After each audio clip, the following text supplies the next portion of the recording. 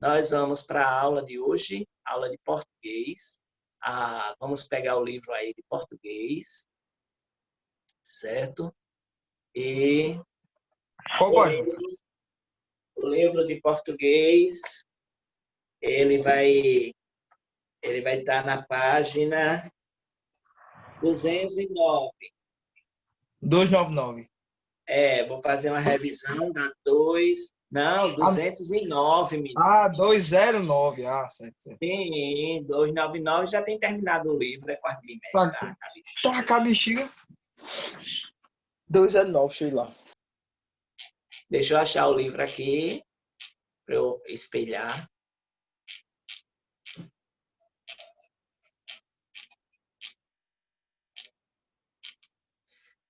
Ai, ai.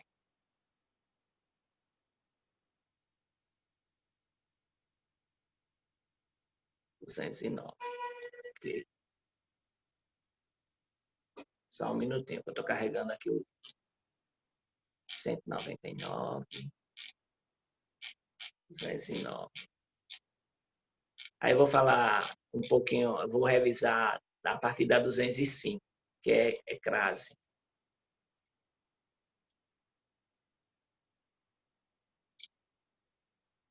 Ei, Marconi, ainda vai ter página confusa. Olha, a gente vai retomar 209, mas eu vou retomar desde 205 para fazer a revisão sobre crase. Crase é um assunto muito importante, ele cai em todo concurso público, como eu já disse para vocês. A crase é aquele acento agudo ao contrário, viu? Aí nós temos o acento agudo ao contrário, é chamado de crase, é a junção de uma preposição com um artigo feminino, certo? Então, quando eu digo vou à praia, eu tenho que botar a crase. Eu falei também da regência nominal, ansioso para, ansioso por, ansioso de, agradável a, anterior a, favorável a, descontente com, favoravelmente a. Aí nós temos a crase, que eu já disse, né? Vou à praia. Então, a crase é a fusão do a, preposição, com a, artigo. Aí, tenho de ir à livraria, certo? Vou à cidade, venho da cidade, certo? Vou ao cinema, aí não tem crase, porque cinema é nome masculino. Vou a Paris, voltei de Paris, aí não tem crase. Fui à Bahia, voltei da Bahia, aí tem crase, porque tem esse da, né, que tem a preposição. Aí na página 208, que é essa aqui que está apresentando agora, a casa em que sempre ocorre crase, com expressões que indicam horas. Cheguei às 2 horas, saí às 2 horas. Expressões adverbiais femininas, às pressas, à noite, à tarde, às escuras, às escondidas, são expressões adverbiais femininas. Os casos que não ocorrem crase, de antinomes masculinos, andei a pé, andei a cavalo, escrevi a lápis, certo? Só a exceção é aquele, aquele e aquilo, que usa crase, viu? Antes de pronomes em geral, não se usa crase, né? Eu me refiro a esta mulher, não dê atenção a ela. Só a exceção é senhora e mesmo e próprio, se eles aceitarem a crase, se aceitarem o artigo. Aí, antes de verbo, não pode usar crase, certo? Ficou a ver navios, não pode usar crase. E expressões repetidas também não se usa crase no meio. Ponta a ponta, dia a dia, frente a frente, lápis, passo a passo, certo? Agora nós temos aqui, a gente começou a fazer, a gente fez os exercícios da página, dessa página aqui, não foi? Aí ficou no texto. Aí a gente ficou no texto. A gente fez até a número 3. Aí Marcos vai ler para a gente, depois eu vou pedir para João ler para a gente. Olha, Gabriel, essa câmera aí voando aí e aparecendo aí, viu? Cuidado para não gerar constrangimento para você. Aí tem que ter cuidado. Marcos, Marcos? Oi. Marcos? Lê aí, Marcos. Tá bom. Outro texto do mesmo gênero. No início desta unidade, você leu a entrevista de um artista conhecido por produzir obras de arte em ruas e avenidas, a street art. Agora você vai ler mais uma entrevista de um artista, mas desta vez um quadrinista nordestino conhecido como Chico. Chico e a expansão dos quadrinistas do Nordeste. O premiado quadrinista e ilustrador paraibano Chico eleito o melhor desenhista do ano pelo troféu Ângelo Agostini, em 2014. Esteve em Natal recentemente no Bazar Independente do Duas Estúdio e nós, do Chaplin, o entrevistamos. Francisco José Souto Leite nasceu em Patos. Mudou-se para João Pessoa aos 18 anos, quando começou a trabalhar com publicidade e a criar quadrinhos independentes, especialmente pela revista Indie. Sua trajetória inclui obras como a adaptação de O 15 e As o quê? É o 15, peraí, deixa eu ver aqui que eu estava respondendo o menino ali. O 15, peraí, onde é que ele está, o 15? Lá embaixo. O 15 é a Graphic Novels. Ah, certo. O Azul Indiferente do Sul, talvez seja mentira. Lavagem e Piteco, Engar. Confira o nosso bate-papo a seguir. Aí tem na próxima página, tem o bate-papo aí. Pode ler aí, João. Aliás, Marcos faz a pergunta e João lê a resposta. Marcos, faz a pergunta. Oi?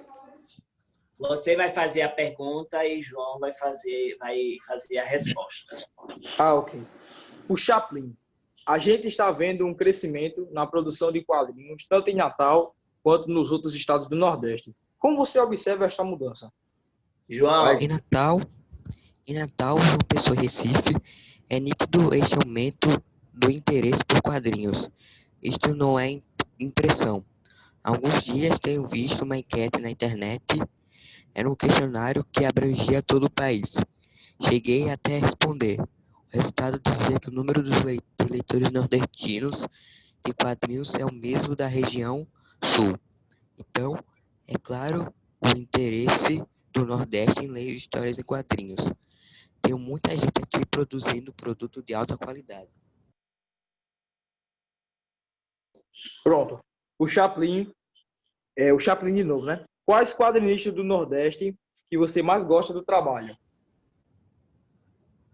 Uma das minhas primeiras influências foi um cara de Recife, Watson Portela, que foi conhecido bastante nos anos 80 e 90. É um cara até hoje que é referência. Fiquei muito feliz com o soube que Paralelas seriam relançado este ano numa editora de São Paulo. Também posso citar Mike Deodato, meu vizinho lá de João Pessoa, que é uma referência. Mais do que essas, que estão fazendo quadrinhos há algum tempo. É importante perceber o crescimento de novos nomes e grupos de produtores publicando.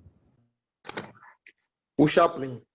Sem contar que a internet está ajudando bastante na divulgação destes trabalhos. Isto deixa o trabalho um pouco mais democrático, não é mesmo? Sim, a internet deixou um caminho mais curto entre autor e leitor. Fica mais fácil de encontrar um trabalho de Ana Luísa Medeiros, autora de Ana e o Sapo, editora Tribo, e Thaís Gualberto. É interessante perceber essa leva de mulheres quadrinistas. Isso sim me parece um fenômeno recente. Verdade. Muitos quadrinistas estão com mais espaço para mostrar o seu talento com os quadrinhos. Sim, elas são muito bem-vindas. Estava faltando. É o caso de se pensar o porquê das meninas terem demorado tanto. Talvez seria um pouco de preconceito? É, basicamente é um clube do Bolinha, porque é um monte de menino fazendo gibi para um monte de menino. Quando você vê um monte de meninas fazendo quadrinhos, começa outro tipo de produção, então vai aparecer estilos e propostas das mais diversas. Em João Pessoa, graças ao curso de comunicação em mídias digitais, a produção de quadrinhos fervilhou bastante. Isso foi uma coisa ótima. Que motivo levou a este crescimento? Graças ao aluno do professor Henrique Magalhães, que possui uma editora chamada Máquina da Fantasia, que tem um catálogo incrível e já me publicaram. Além disso, também tem pequenas editoras descentralizadas e ajudando a publicar diversas produções. Mudando de assunto e para finalizar, você é conhecido pelos autógrafos quase obra de arte. Quando surgiu este carinho com o público? Não sei se é uma forma de seduzir o meu público, mas para mim é difícil abrir um livro e dar apenas uma canetada e escrever meu nome. Vejo um pedaço branco de papel e quero desenhar. É bom para mim. Às vezes é cansativo, mas não consigo pensar de outra maneira. Então, aí nós temos uma entrevista, que eu já falei da entrevista para vocês, eu disse que a entrevista ela tem um resumo, uma biografia, uma mini biografia no início, depois tem as perguntas e respostas. Quem faz a pergunta é o entrevistador e quem dá a resposta é o entrevistado, certo? Lembrar que o entrevistador não aparece o nome dele, porque ele representa a empresa que está fazendo a entrevista. As entrevistas, elas podem ser escritas, como essa aqui, como também elas podem ser é, é, pessoalmente, assim, ao vivo, né? Né? Tá, oral, certo? Então, oral e escrita. Aí, lembrar que tem que ter uma preparação para fazer as perguntas, né? Não é fazer pergunta de todo jeito. Pensar no que vai fazer, no que vai falar, preparar as perguntas previamente, certo? A linguagem, ela pode ser mais formal ou informal, dependendo da pessoa. Se a pessoa for fazer a entrevista para ser escrita, a pessoa tem que gravar primeiro para depois colocar, né, por escrito, ela tem que transcrever, certo? Então, a entrevista é de um quadrinista conhecido por produzir publicidade e quadrinhos independentes, conforme informação apresentada na introdução. O que é que você entende por independente nesse contexto? Quer dizer que independente ele não está ligado a nenhuma editora grande, The Sims, sei lá, The Comics, sei lá como é o nome, né? Como é o nome das bichinhas aí? É The Comics, né? Como é o nome dessas empresas aí? Dessas empresas de Empresa de como que eu não conheço, não. Conheço de livro físico, tipo a Intrínseca. Intrínseca. Eu não entendi, foi nada que Gabriel falou. Porque eu tô aqui, aí tá passando carro do lado, aí fica um barulho muito alto. E tu não tá em casa não, assistindo aula em casa não, né? Não. E como é que tu tá fazendo os exercícios? Eu tô salvando o livro online, fazendo as anotações na borda e vou fazer quando chegar em casa. Certo. Aí, olha, as empresas de quadrinhos...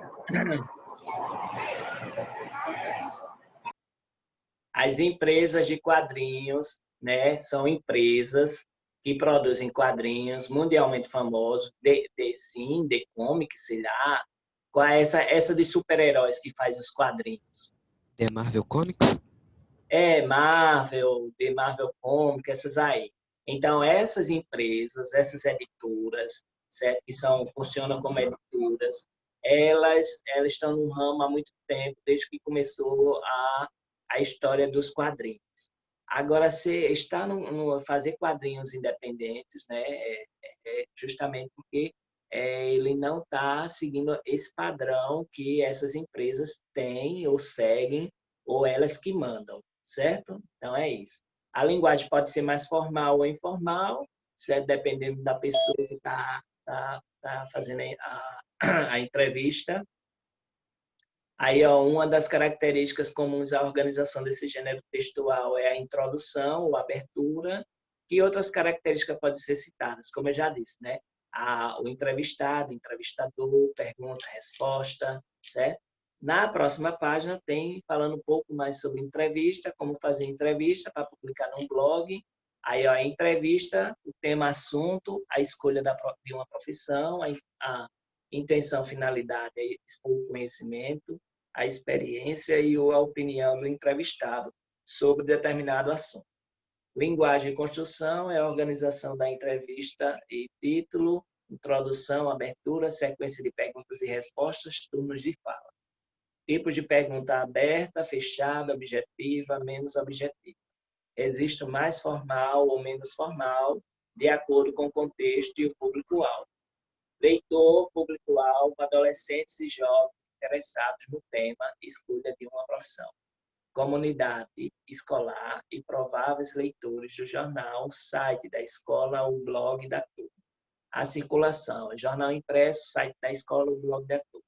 Então, essa é uma atividade que a gente iria fazer na sala, mas a gente não vai fazer. Aí lembrar, tem que fazer um rascunho, depois edição e revisão, depois fazer a versão final, depois a circulação, né, de onde é que vai circular, e aqui é olhar o que é que a gente aprendeu na unidade 5, a revisão. No gênero entrevista, lemos a leitura da entrevista Uma Conversa com Cobra, um dos maiores pluralistas do Brasil, a observação das informações e da argumentação apresentadas em uma entrevista, a organização de uma entrevista, título, introdução e abertura, perguntas e respostas, turnos de fala entre o entrevistador e o entrevistado, roteiro de perguntas e respostas, e deixa eu ver o que mais, e tipos de perguntas. A produção oral foi escrita, interatividades, entrevista em vídeo, a versão escrita da entrevista, ampliação da leitura, conexões, outras linguagens, rural, arte e influências. Outro texto do mesmo gênero foi Cico e a expressão dos quadrinhos do Nordeste.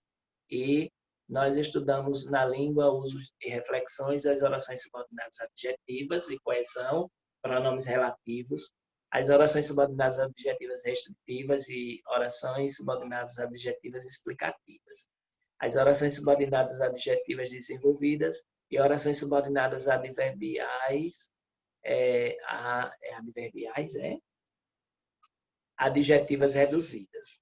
E aí nós tivemos texto oral e escrito. Aí nós vamos agora para a unidade 6. Aí desmin, desmundo, desaniversário, desinventar e desamigo. Essa é a unidade 6, certo? Aí nós temos aqui a crônica, uma crônica diferente. Você costuma encontrar crônicas para ler em livros, em jornais ou em revistas. Você já encontrou a palavra crônica no título de um filme ou de uma peça teatral? O que faz quando não conhece o significado de uma palavra? Consulta um dicionário, pergunta a um colega ou tenta relacionar essa palavra com outra para ter um significado. Nesta unidade, nós vamos ler e interpretar crônica jornalística, localizar a opinião do cronista sobre o fato noticiado, identificar argumentos para comprovar a opinião, identificar recursos coesivos e jogos de palavras na crônica, produzir uma crônica opinativa, participar de uma roda de leitura de crônicas escolhidas, estudar coerência e coesão textual, identificar o uso de pronomes na coesão textual, reconhecer novos usos de palavras conhecidas, estrangeirismo, neologismos e gírias. Aí a gente vai ler a crônica jornalística. A crônica jornalística, no Brasil, o gênero crônica, ele é registrado desde o século XVI. Nesta época, esses textos descreviam compartilhar aqui, descreviam o que os portugueses recém-chegados ao território brasileiro haviam encontrado por aqui. Esses relatos foram conhecidos como Crônicas dos Viajantes. Com o tempo, a crônica ganhou outras características, passou a relatar a vida social e cotidiana de sua época, misturando realidade e imaginação.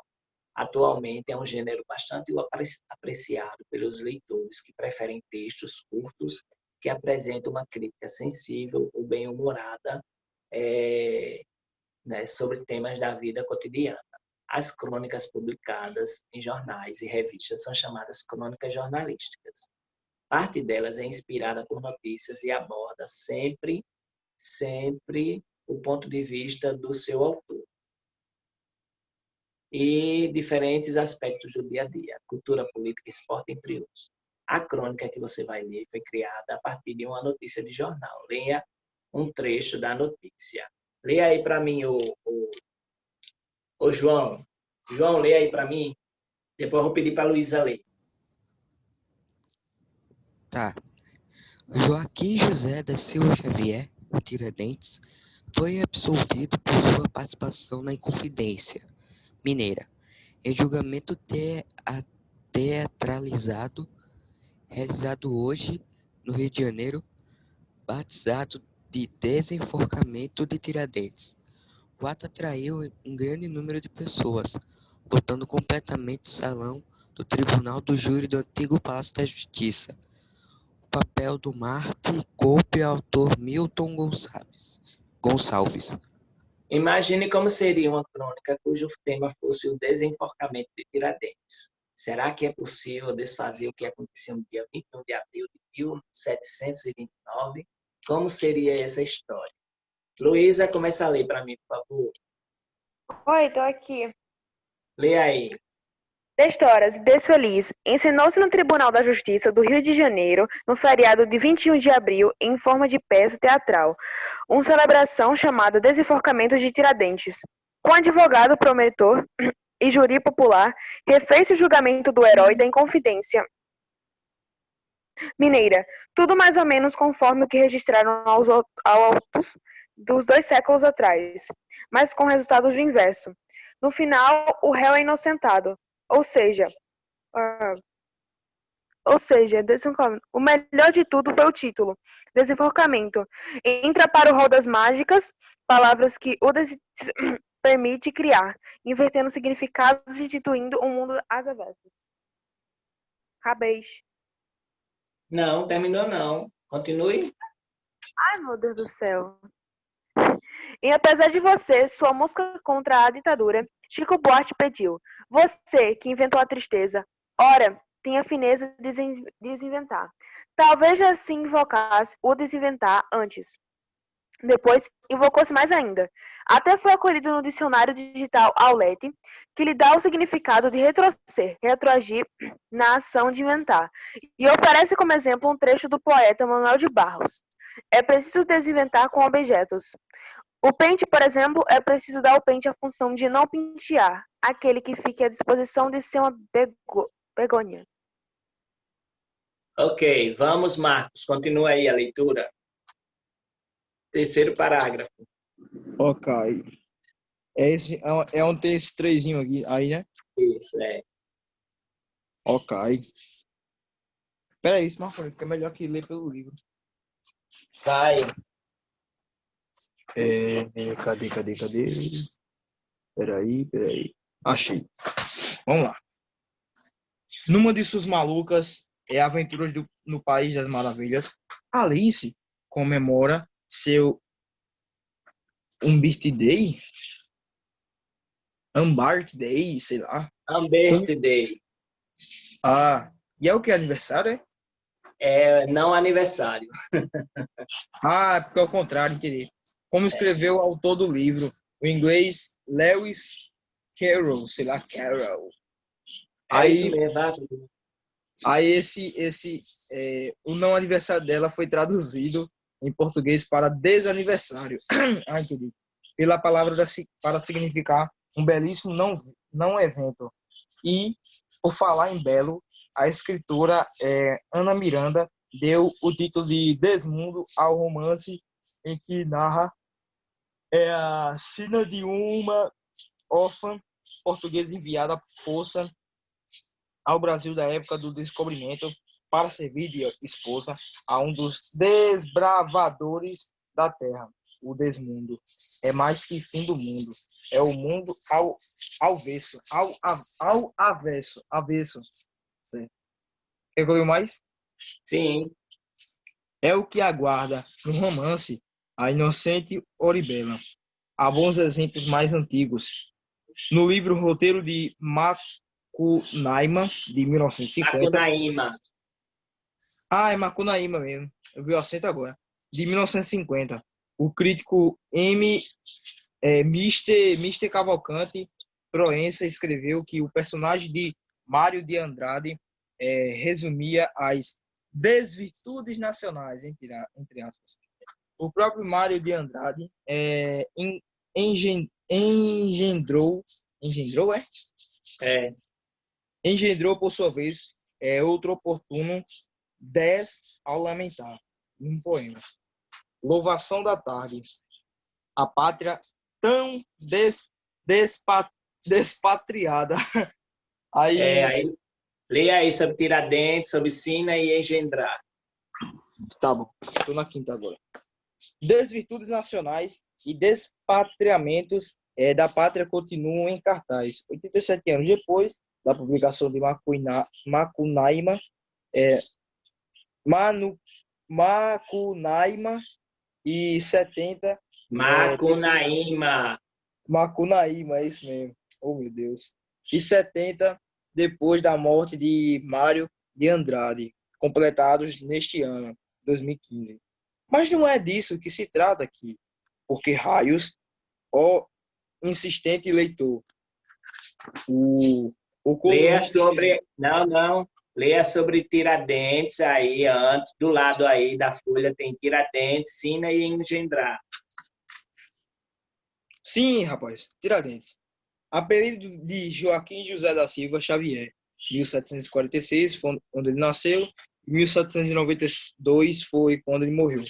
Que foi dentista, pequeno comerciante e militar.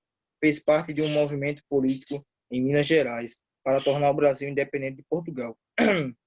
A coroa portuguesa decidiu exigir o pagamento de um imposto que era extorsivo para as condições econômicas da época.